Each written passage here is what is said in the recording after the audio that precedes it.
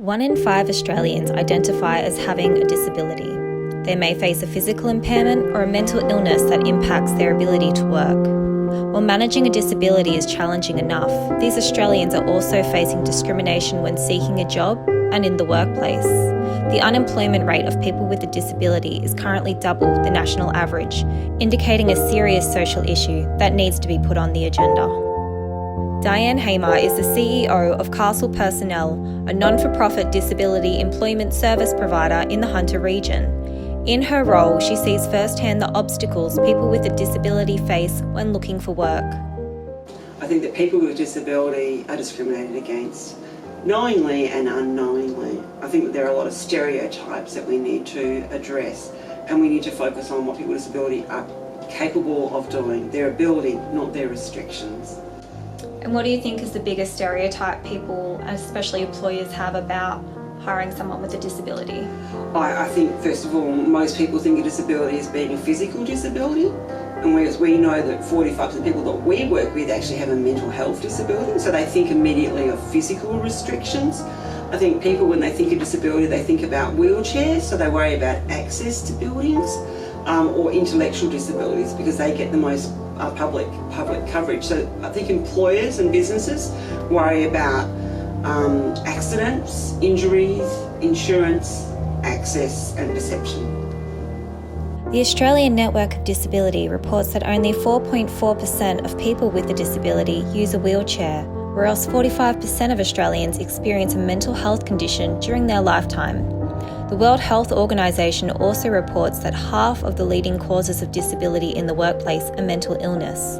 However, the impact of major depression, anxiety, schizophrenia, bipolar, and obsessive-compulsive disorders on a person's ability to work does not receive the same recognition as a physical injury or illness. Justin Smith, official at the Australian Workers' Union, faces these stigmas regularly when fighting for compensation and equal rights for his members. If I break my leg at home or in the workplace, I'm incapable of working and I lose work. If I have a breakdown in my cognitive capacity to do work because of anxiety or depression or stress, the end result's the same. But the mechanisms that deal with that are not. One of the things that we are dealing with as an organisation is trying to bring across an understanding that mental illness and mental health injury as a result of the workplace should be treated no differently to physical health issues in the workplace. So if someone falls off a building at work and is injured, there is a process for managing that injury, that recovery and that return to work. It's simple. But if someone is in a workplace situation where they've downsized or under-resourced a particular department and workloads have increased, and as a result workers are put under more stress, and in that situation a worker then suffers a mental health issue that prevents them from working, that worker, yes, they might have access to EAP, but they're not going to be accepted as being someone who was injured in the workplace because of psychological stresses forced on them in the workplace. It's completely different, completely separate, and completely wrong, but also more difficult to define, because everyone knows that a health stress can come from different parts of your life.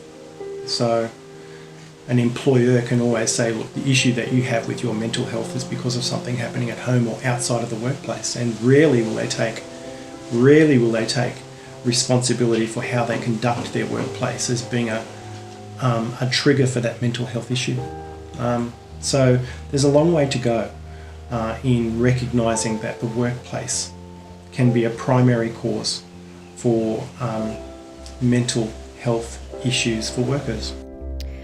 The Australian Network of Disability also reports that people with a disability aged 15 to 24 years are 10 times more likely to experience discrimination than those aged 65 years and over, and that the source of discrimination is an employer in almost a quarter of those instances. Matthew Scammell has experienced this discrimination firsthand. Although Matt's learning disability prevents him from being able to read and write, he's still a capable and dedicated worker. My second last job, cleaning a medical centre, the boss was really good, but once the medical centre found out I could not read and write very well, they thought, well, he can't work for us because he might drink the products, the cleaning products, because I could not read and write.